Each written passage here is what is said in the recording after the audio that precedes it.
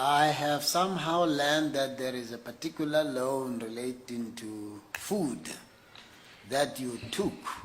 Yeah. And I raise these things because many people in South Africa are poor and they could be inspired not to lose hope no matter their circumstances if they were to hear your story, considering the position that you have been nominated for. Tell us about that loan. Thank you, Chief Justice. When I finished matric, I was quite confident that I would get what used to be called then exemption, and therefore would qualify to go into university. I didn't think I would have a problem with getting that, and I was confident that I was going to get a bursary too. But my problem was that at home, the situation was quite bad. My mother had stopped working 2 years before my matric. She had lost her job, and by the time I finished what would now be called grade 11, she said she had exhausted all her savings. And so somehow I felt that the society, the community would be thinking that after matric I would now be able to go and work and help my mother, whom the whole community could see was struggling. But I wanted to go and do law, and I was determined, but I felt that I couldn't go unless I made arrangements to make sure that my mother and my brothers and sisters behind would be able to have something to eat.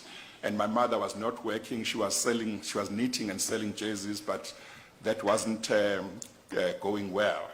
So I decided one Saturday to go to Ikopo, to town, and I approached a certain Indian businessman who owned a certain wholesale shop.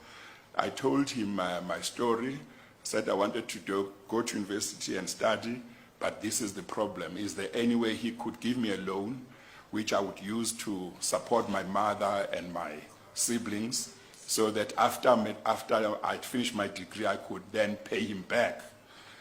Very interestingly, that man didn't even ask me many questions. He said, okay, I can help you, but I can't give you money.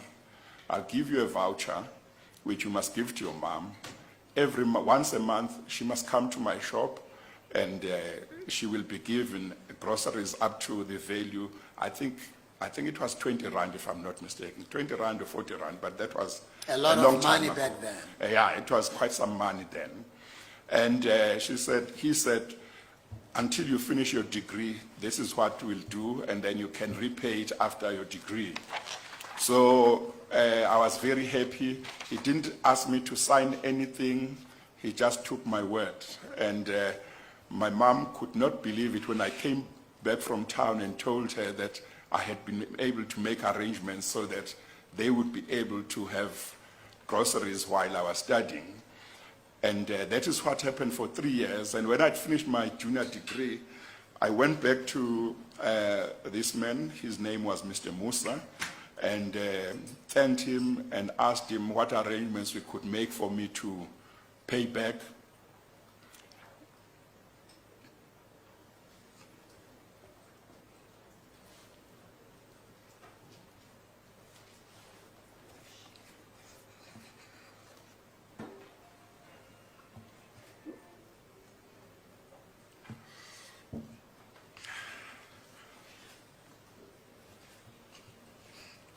Sorry, Chief Justice.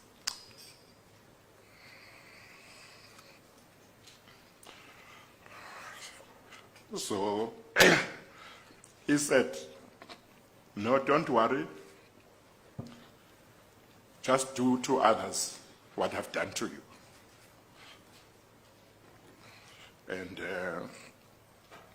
And I thought that was very important.